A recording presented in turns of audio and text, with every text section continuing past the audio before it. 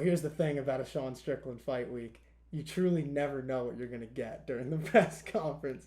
And for anybody who's been watching, the reason why I put it like that is because as every Sean Strickland rant begins, here's the thing with I'd love it. It's always, you can never guess it.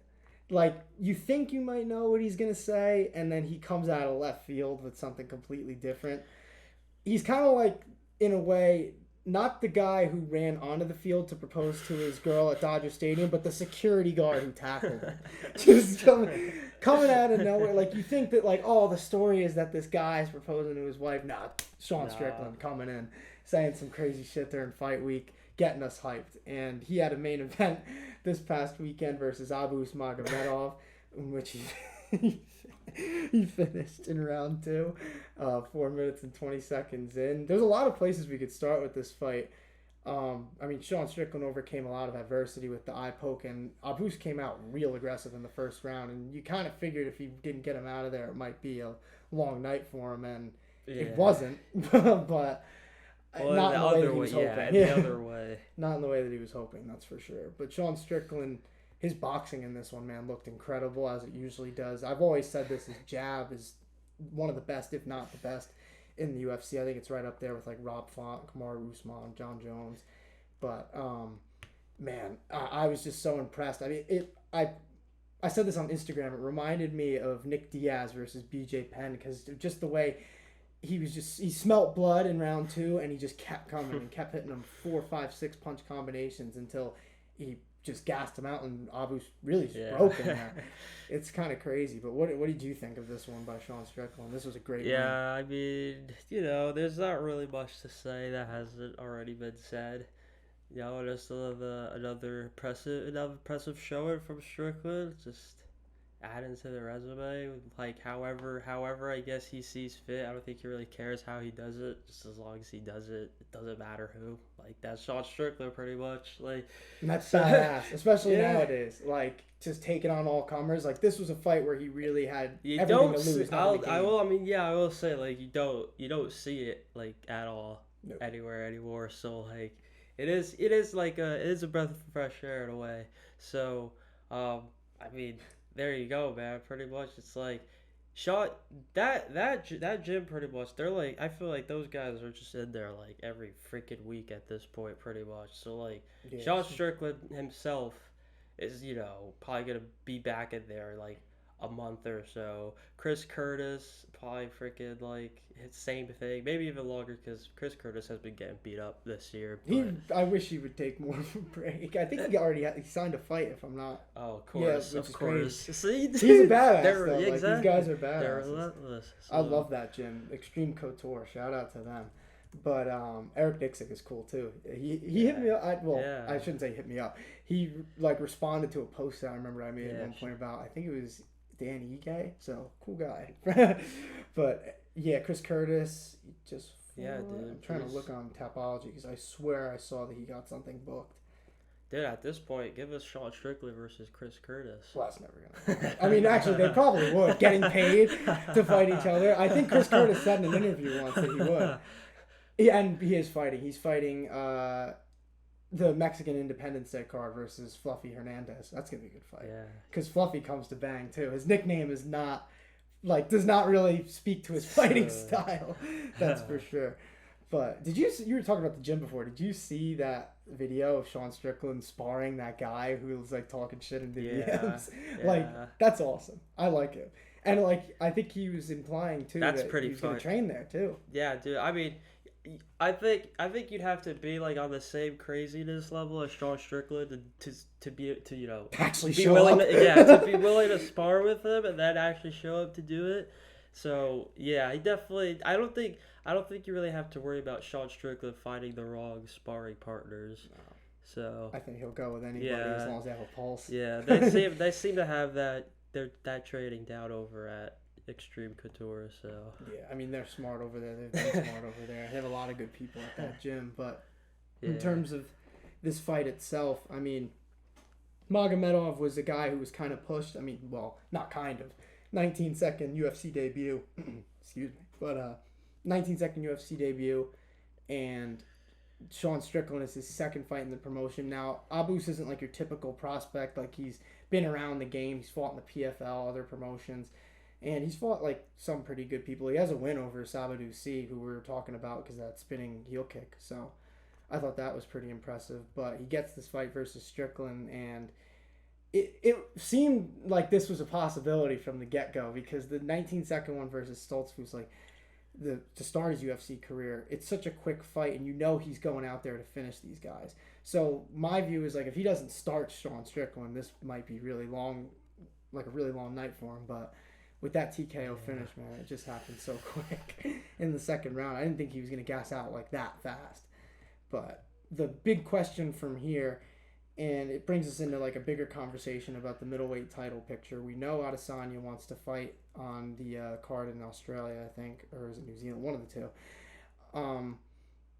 And right now, middleweight is in a weird spot because he's fought pretty much everybody. Strickland thinks he deserves a title shot, which I can't even argue with him about, just because, like, I know this is a win over... yeah, if we've got Sean, like, you know, obviously with the state of, you know, middleweight being in flux with a guy like Alex Pereira, you know, moving up and out of the division, obviously, you know, it's like, yeah, it's pretty, and then like you just mentioned, Izzy pretty much beating everybody at this point, like twice. It's anyone's division to contend and, you know, get that title shot. And if Sean Strickland of all people is calling for it, like, finally, you could even say, you know, that there's something there, I feel like. Yeah, like, I get this win isn't over a ranked opponent, but at the same time, you know, if DDP loses to Whitaker at UFC 290, because that's the next big fight. That's the last domino to fall, and then I think we'll really know what's going to happen. That's a huge fight. Oh, yeah.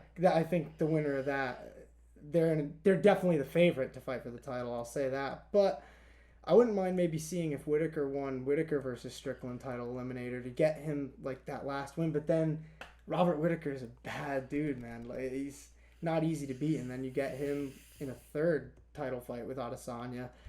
You know, I think it'd be competitive, but I just don't know if it really goes any different, to be honest with you. So, middleweight's in a weird spot, man. But I think Strickland is one of those types of guys, like you were kind of saying before. He'll fight anybody, but you could also put him up against anybody because he's always entertaining, like, in and out of the cage. I mean, like I just mentioned Alex Pereira before he fought him, before he became champ. So, like, that's clearly something.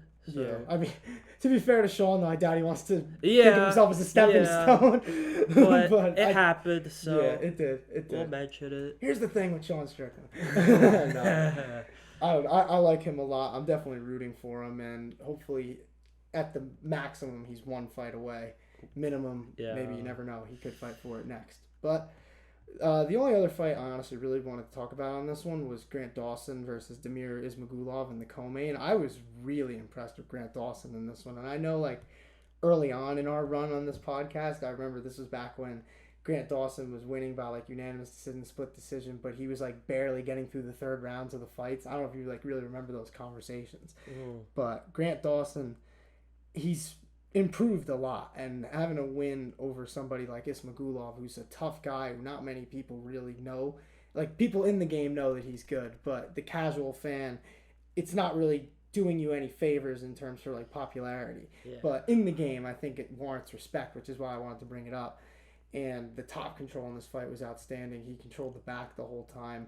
It was just a dominant performance the whole way through, and he said that he wants a big rank or a big name next. And I can't really fault him for that. I mean, this was a win over number 12 now. So if I'm looking in the top 10 at lightweight, there's so many people. I mean, oh my God, Jalen Turner, RDA, Arman Saryukian, Matus Gamrot, Rafael Fiziev, and then you got, like, Chandler Dariush. He mentioned Tony Ferguson, I remember, too. I kind of hate that people call out Tony Ferguson, but I get it. Like, you want the big name. Like, that's fair. You know what I'm saying? But, yeah, they wouldn't be doing that a few years ago. That's kind of how I feel about it. But great win, nonetheless, by Grant Dawson. And we were talking about this before the pod, but the last thing we really want to talk about, and I think I want to preface it by starting with what Kevin Lee was talking about during the pre-fight press conference, or media day, I should say. I kind of want to get his exact quotes. I should have done that, like, initially. But he basically criticized the fact that the fights, they're still holding fights at the UFC Apex, and he wishes that he could be fighting in front of like a big crowd, which is fair. I think any fighter deserves to have a crowd. I mean, they're prize fighting. You know, it's a fun sport. It's very entertaining. But let's see. This is obviously his big UFC return too. I mean, he's in a weird spot because fans definitely don't give him the benefit of the doubt because he's so like outspoken and confident, and they're like, it's almost like they think because you don't win every fight, you don't deserve to have an opinion. And now that he got finished in this fight, I feel like people aren't going to take what he was saying very seriously. They're just going to be like, yeah, you're just bitter. But at the same time, he says, all right, yeah, I'm not going to lie, I wish it was, saying that wishing it was in a traditional arena. I wish it was in front of more fans. I don't know how many people are going to be at the Apex, but it's kind of stupid. I don't know what we're doing. You know what I mean? The pandemic's over. I don't know if people got the message or they sent out the telegram, but the pandemic is over. I don't know what we're still doing here. Probably going to get the video flagged for all the pandemic talk. But that's what he said. That's a quote by Kevin Lee. But he mentioned too, knowing that it's probably because of like the money. And it is. And that's kind of where this conversation goes. I mean, me and you have talked privately a bunch of just sometimes these Apex cards, not really as much because it's not because of the fighters. Like, just because they haven't made their names yet doesn't mean it's like their fault that they're on the card. Like, at this point, it falls on the UFC, or I don't think as much ESPN, but I think it's a result of ESPN. So let me just like break this down. I know I sent you like the outline and it was pretty like long, but I'll start with this. Like, we've said this in past videos, the UFC makes over $20 billion a year. And before the pandemic, before ESPN, honestly, probably before Fox, they were doing shows around the world. And like that costs money because you have to like pay to use the arena, then you have to pay for this, like the supplies and stuff like that, pay people to work. So that costs a lot of money. So it's a lot cheaper to run things at the Apex, I would imagine, because it's their building. But if the UFC was doing all this to bring the UFC as a brand around the world to different states and random places where like normal sports don't really go. Like there's been like UFC Rochester, UFC Chile, just all around. Like, you know what I'm saying? It could be anywhere. I remember there was one, it was in like Boise, Idaho. Like what sports do you hear about coming out of Boise, Idaho? Besides maybe like college. But I think Kevin Lee's right. I think it would do a lot more for the sport if they would go back to doing that, because it exposed local communities to these awesome fighters and these awesome stories. And I think that's part of how they grew to get to where they are. But now with ESPN, they have basically like they have to put on a certain amount of cards, and they can do it so much cheaper at the Apex. And that's why they're doing it. And I kind of want to say this, and then I'll like give the floor to you to like say what you say like uninterrupted. But like my view on this is you can hate that. I think that's fair to hate that, because if you're a fan and you want the best for the sport, I think that's fair. But then you also kind of have to look at it from the corporation's perspective, because yeah, the UFC is a sports league, but they're a company. So is ESPN. They work with each other. It's a corporation. They're there to make money. That's the goal. Like, they want to entertain people, but that's the goal. Like, bottom line, make money. And that's never going to change, because that's how media is. That's how the world is, whether people want to, like, accept that or not. It's whether it be politics or, like, anything. I don't even want to go down that road. But, like, in business, they're looking out for the consumer only in the sense because they want them to keep using their product, or in this case, watching their product. I think the way that ESPN and the UFC think, and it's probably correct, to be honest, people like us, right, the hardcore fans, we're watching no matter what, because we love the sport. Like, I don't care what network it's on. I want to watch these guys fight because the UFC is still the best. Even if we're getting some watered down cards here and there, it's still the best.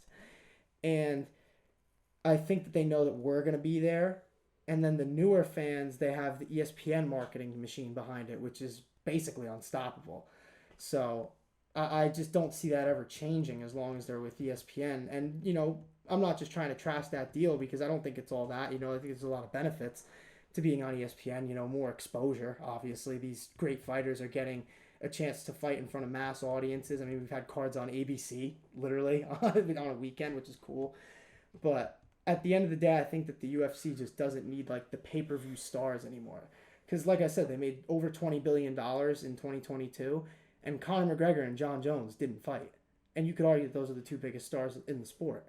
So, you know what I'm saying? They can get away with having these cards at the Apex, and me and you bitching about it isn't really going to matter because it doesn't really affect their bottom line. And I'm not even saying that it should matter because they're a company, they could do whatever they want. But there's a lot of reasons why they do it, and I think ESPN and the UFC, they've really, like... I think the UFC's taken a lot from ESPN's playbook in terms of how they run their business. But before I kind of get into that, what is your take on just kind of all these cards at the Apex and the feeling that some of them are just mailed in, I guess? Yeah, well, it's kind of hard to go, because that's exactly like what they're like, you know, ESPN already has all the tools and stuff in place to, you know, obviously the popularity, all of that. They're gonna get, like, people are gonna see, you know, whether it's on their social media front page or commercial, that, like, this is happening, and they're gonna know about it. So, like, as long as, you know, if they know about it and they happen to have or find the time to, like, sit down maybe with a couple friends and stuff and start watching it, like, they'll do it. Like, if you're enough of, like, a sports fan, obviously, if you're actively on ESPN, or even if you just, like, have it on in the background, you know, so, like, not even really paying attention, like, it's still on, and it's like, it's still ratings and stuff. All counts. So exactly, that's exactly, like, pretty much what, like, you know, that's what ESPN is saying, pretty much. Like, you know, you're gonna watch anyways, like, it's, you know, you're gonna turn it on, it's gonna add to the ratings and all of that, and that's it. Like, so we're just, you know, we're gonna just keep, we're already the ones with, you know, a shitload of money, you know, that's not gonna change, and Not when that's you run pretty by much Disney. it. Yeah, dude, that, you know, that, yeah, man, that too. Like, I don't know how that would or has affected UFC and the product and whatnot, but, you know, like, yeah, that's like the true, like, giant behind, like, it all, which is crazy. Like, you would think, like, so it's like ESPN is pulling UFC strings, and then behind ESPN is Disney pulling, like, all the strings, and it's like, it's so much to, like, just even, like, on the surface level talk about and, like, make sense of. But, like, yeah, man, that much power, that much money really exists in the world. And I mean, there's a lot of different companies, but they're all under the same yeah, corporations. Like, Disney's a big one, Comcast is another one, and, like, people don't realize this. They see all these different channels on TV, or they see all these different streaming services, but they're all run by the same 6 companies. Like, you could really look it up. I did this, like, for a college project, so, like, I did, like, a decent amount of research on this. There's Comcast, which literally has NBC. I should honestly, wonder if I still have this, because if I'm pulling this up obviously impromptu, but there's a and decent yeah, chance. I mean, before the ESPN deal, like, so obviously apart from pay-per-views, so I guess what, so it was just pretty much Fox taking care of fight nights and stuff. And... Well, the UFC, they do their own production, so they're making money, but they tell whatever partner that they have, like, we'll handle that. Like, most other sports don't do that. Like, ESPN will handle the broadcast, but, like, the UFC hires everybody. That's why, like, when Ariel was there, if you remember back when Ariel was at ESPN, he wasn't really there a lot of the times on the fight nights because they didn't want him there, because him and Dana White had obviously, like, the bad relationship. I don't know, man. Like, it's not going to change because that's just how it works. Like, not the world, but, like, the media, it's all run by 6 or 7 big conglomerates who own a bunch of networks, a bunch of streaming services, audio, video, books even. Like, that's just how it is. And the thing is, they're just, they're a machine. Like, that's why I put it like that before. I mean, you saw it lately. The media industry in general right now isn't really doing that great. And some people might not give a shit about this, but it's kind of important to the point. But, well, let me say this, though. Like, in ESPN just fired a bunch of people, right? Like, they fired Matt Hasselbeck, who else? It was Max Kellerman, Jeff Van Gundy, a bunch of others. Yeah, they fired a lot of people. But then, like, they're taking in a person like Pat McAfee, and they have people like, right now, like J.J. Redick, the Mannings. Like, they're very good at picking up talent. So I think in media, everybody, whether you realize it or not, is pretty, like, interchangeable. And it sucks, but that's just the way it is. There's always going to be somebody who could do the job for, I shouldn't say a less amount of money, because you don't know how much they're getting. I mean, McAfee's getting paid a ton. But it's just easier to put something new up there, and I don't know. I don't want to, like, shit on them. Yeah, if you want to, like, take it. I get where, yeah. It's a weird. I get where, like, yeah, exactly where, like, it's coming from and stuff.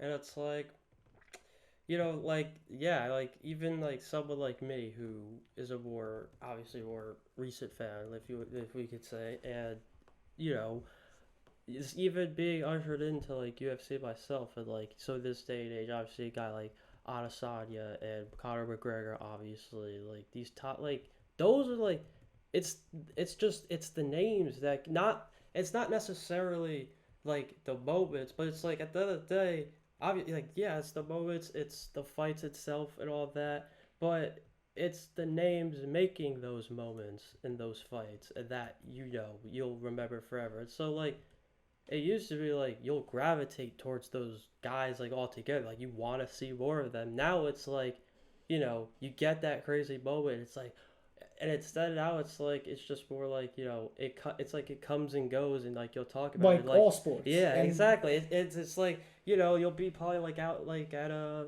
gathering or something, a party, just, like, talking, someone comes up to you, like, mentions, like, dude, you see that crazy UFC knockout, like, from last week? Like, yeah. Who was it? Yeah. Like, that's what it, unless it's Conor McGregor. Like, that's kind of my point Because here. even, like, dude, we could go to, like, in terms of, like, the presentation and all that, too, of the fights itself. Like, so, like the, I don't want to call it the scoreboard, but obviously, you know, when you're watching the fight, you've got the round, you know, the round presented, the clock, you know, the colored trucks that each guy is in.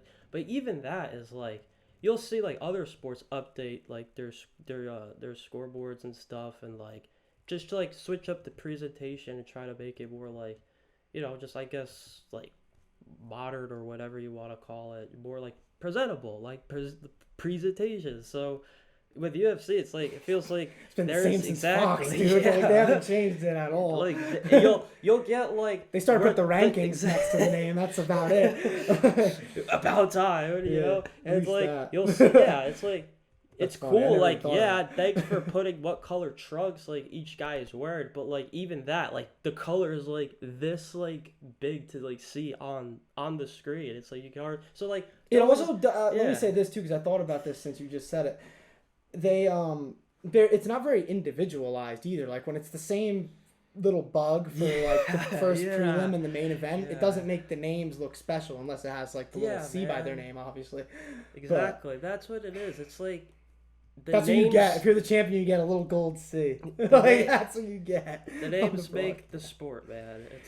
That's just how it is. That's how it's always been, and that's how it's, like, it always should be. So well, that's why I compared it to ESPN, because I think about it like this. Like, when I was a kid, it was like Neil Everett, or you had Stuart Scott, Rich Eisen. Who's the host of SportsCenter right now? Can you tell? Like, I don't know. Because that's how it runs. Like, it's the same way. Exactly. It's a machine that's just been coming built in and out. Exactly. Yeah, and my view on that is, like, you know, where are those people? The Stuart Scotts, the Rich Eisens. Like, it's all the same. Like, in ESPN, you have people that and I don't really want to mention any names, because I'm not really even trying to throw shade at them, but there's people out there, and you could probably think of ones in your head, that are there, and you're like, why is this person on TV over somebody like else? And it's like they push them as beloved, and their respect isn't earned, it's given. Yeah. Like, that's what I mean when I say they're good at, like, acquiring talent. Like, they used to really do a lot of, like, building it up. But now it's like they pick just one person and they're like, love this person, respect this person. It's like, it's kind of a, respect is earned, not given. Exactly. Like, that's how I view it. So, it's crazy to say, like, obviously a network like ESPN, whatever, like, settled. But that's what it feels like it is now. They're just like, hey, like, this is what, like, we're going, like, we, everything's fine. People are still watching. Like, we don't need to do, like, and it was just like, okay, I get the beat. But, like, I don't think they operate under, if it ain't broke, don't fix it. It's just like, we don't want to lose money. Is just the only reason why I even brought that up is because the UFC, and it seems like it's honestly been this way since they got the ESPN. It seems like they've taken a page out of their book because, think of a few years ago, Tyron Woodley, Yoel Romero, like a bunch of fighters who we knew, they didn't get cut, but like their contracts ended. And the UFC was like, well, we have all these guys coming up in Dana White's Contender Series. We could pay them like the minimum, and why would we pay Yoel Romero 6 figures every time he fights when we don't know if he's even going to win the title? Same with Woodley. So they just let them go, and then they shove the next guy from Dana White's Contender Series in our face. They're like, this guy's really good. Trust us, he's really good. He's like 6-4 with like 3 knockout losses, but he's really good. But and I'm joking around. Exactly. Like, but it's like, you know what I mean by that, though? Yeah, like, I'm not trying to throw shade because it's not on the fighters at all. Like, it has nothing to do with that. One of them is literally champion right now. Yeah, and there's a bunch that have been fighting for titles too. And Sean O'Malley in a few weeks is going to be fighting for a title. He's probably the most famous person out of Dana White's Contender Series. But Sean O'Malley is one of one, and there's only so many people out there who are going to get to that level. But you wouldn't think so because he's just grouped in as just another Dana White Contender Series guy. It's so like, those guys have it like the hardest, but like, so you have no choice but to like give all the respect to a Jamal Hill and a Sean O'Malley. I'll put it like this: like, think about, I'll say Tyron Woodley because I think he's the best example of this. Like, world champion, defended the title multiple times, right? And they get rid of him at the end of his contract because they're paying him a ton of money and they don't want to pay him anymore. Now we have like a guy like Paddy Pimblett, who I'm not really trying to shit on by saying this, I'm just using it as an example. He comes in, he has a fan base from the UK, and he's beaten some guys in Cage Wars. He beat Julian Erosa, which is a big win there.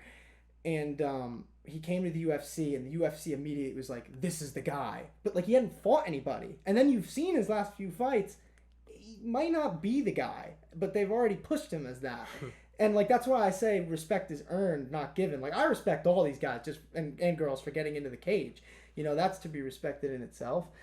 But for the broadcast to just go on there and be like, this guy is the next big thing, and he hasn't proven it yet, let me see him do it. Like, Tyron Woodley's a proven commodity. I know he came out on a losing streak, but there was a reason why people had respect for Tyron Woodley, is because he was a world champion. Like, that's why people wanted to see him fight, even though he was losing. Like, they're not just forcing us to watch him fight. We gave a shit when he fought.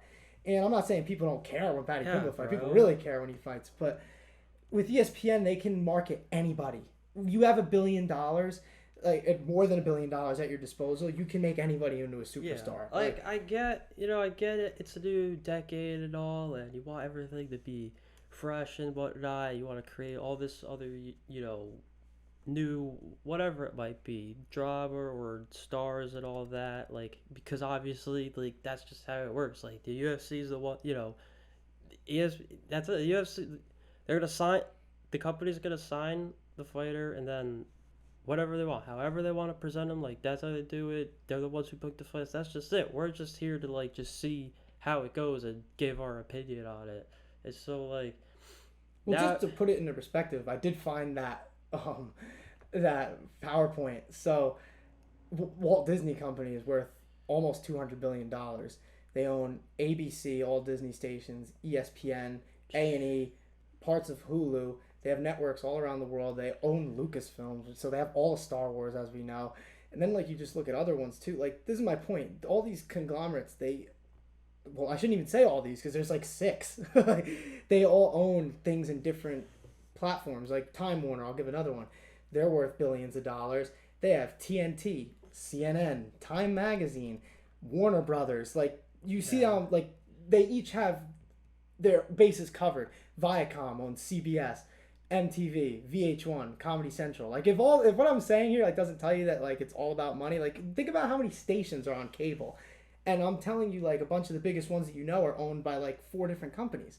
You wouldn't think that. Like, I mean, people can see through it, I think, with advertising and, like, cross-promotion.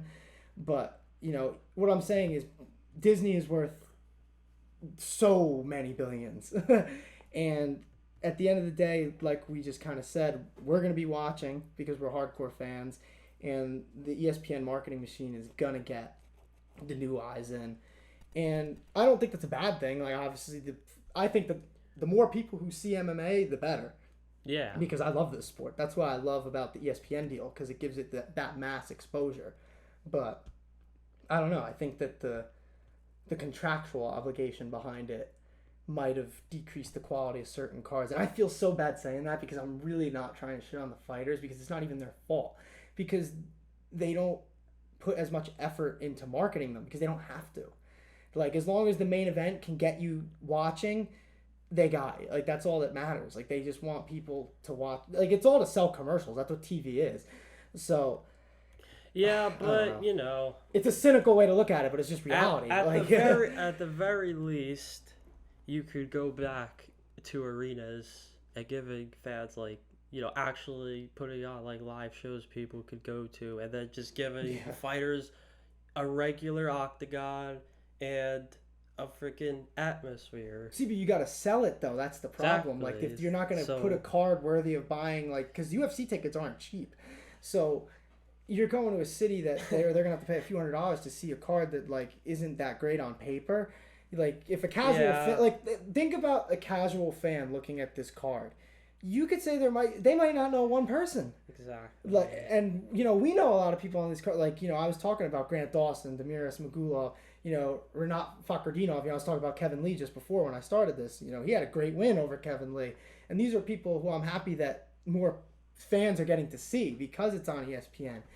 But when you're just kind of like you're saying, it's week by week. It's not resonating with anyone. Exactly. It's just like, did you see the UFC fight? Not did you see this guy fight? Exactly, and I think you did good before when you mentioned that. The fighters make the moments. They do. It's not the other way around. So. Yeah, but the money would tell you otherwise.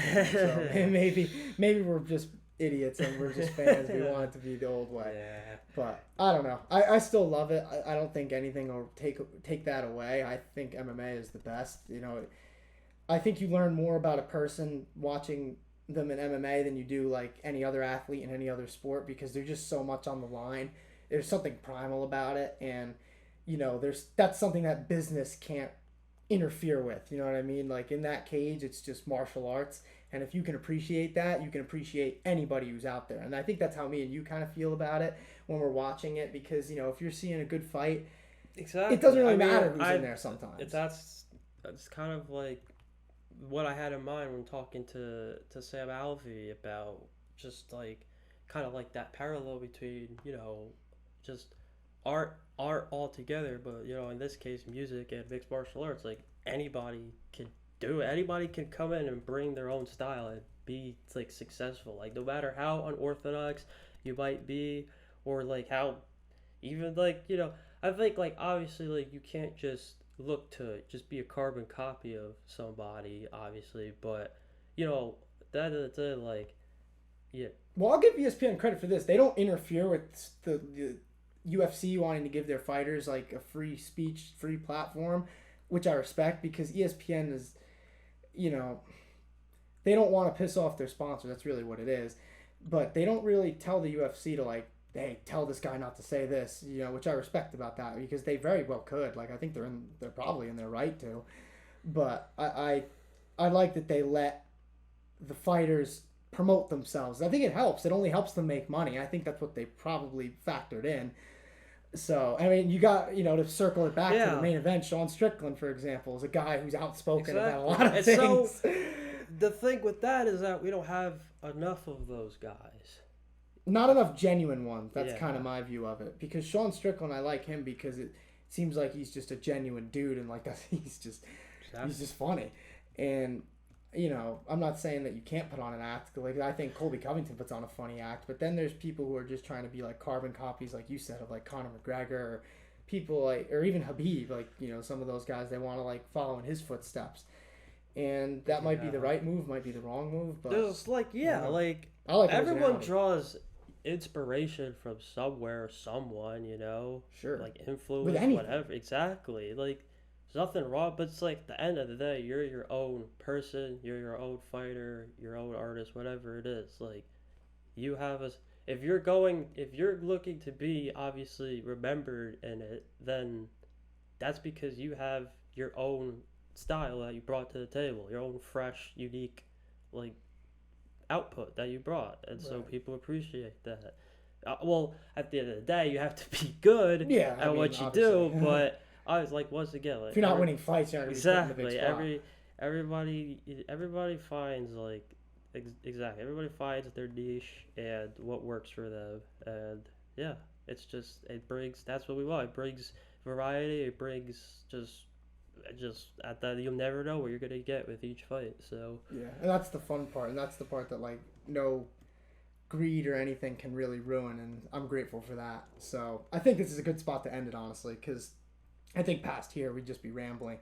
So, you know, let us know what you guys think, honestly. Like, do you guys think that the UFC cards could be better? Do you think it'd be better maybe if it was 5 to 10 less cards a year, or do you guys think it's fine the way it is and we're just talking shit? But you know, I love this sport. I just want the fighters to get their proper due, and like you said, in the current sports landscape, it just seems like it's just being pushed week by week, and we forget about a story two days later, and it's hard to keep up with. You gotta think about it too. Like, UFC doesn't get a real off season. No. And then like the other sports, UFC doesn't get a break in between like the year, like, you know, all the other sports do with the All-Star game. So like, there's only so much like time pretty much you get to promote these guys, and so when you have the chance to, like, you gotta do it, and then make sure like people are wanting to come back to watch more of them. Yeah, but then to circle back though, like, ESPN they market them so well. Like, it's sad, but they don't need to do that. Like, you know, I never would have thought a few years ago that the UFC wouldn't need someone like Conor McGregor. They don't. They just don't. That is crazy. Not anymore. It's a different world right now for the UFC. They have so much money, and especially after this merger with the WWE, they're going to be making even more money. It's incredible. I mean, what they've done from a business standpoint is nothing short of outstanding. And like Dana White and the Fertitta brothers, who, you know, Zuffa, they changed everything, and they really propelled it to the heights that it's at now. And I think that it's still pretty well run. And I mean, obviously it is. They're making all this money per year. But, you know, I still think the fights are the fights, and they're always going to be fun, because anytime you put two guys or two girls in a cage together and give them 3 to 5-minute rounds, there's going to be some chaos. And we'll be here to talk about it. That's right. And make sure you subscribe to our channel so you don't miss us talking about it. Hopefully you guys enjoyed this conversation, and we'll be back. See y'all.